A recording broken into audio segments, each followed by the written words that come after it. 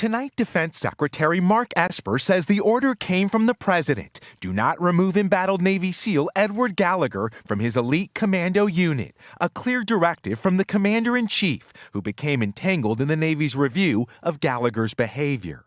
They wanted to take his pin away, and I said, no, you're not going to take it away. He was a great fighter. He was one of the ultimate fighters. With Gallagher keeping his trident pin, signifying membership as a SEAL, the Navy secretary was forced to resign.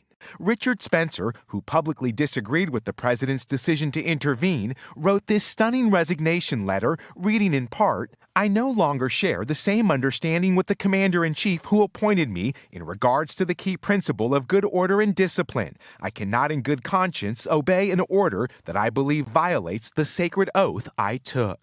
Earlier this year, Gallagher was acquitted of shooting Iraqi civilians and killing a captive enemy fighter with a knife, but he was convicted of posing with a dead ISIS soldier. Gallagher on Fox Sunday. This is all about ego and retaliation. This has nothing to do with good order and discipline. With Spencer appearing to have been pushed out for defying the president, the Pentagon says Spencer was forced to resign after going behind his boss's back, proposing a secret deal with the White House that would have allowed the review to proceed with a guarantee Gallagher would remain a SEAL. The president tweeting, "Eddie will retire peacefully with all of the honors that he has earned."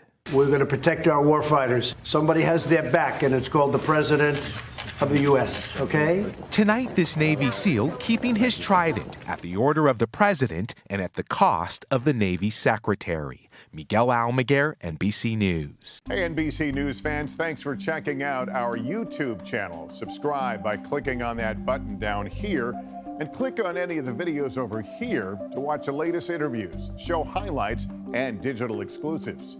Thanks for watching.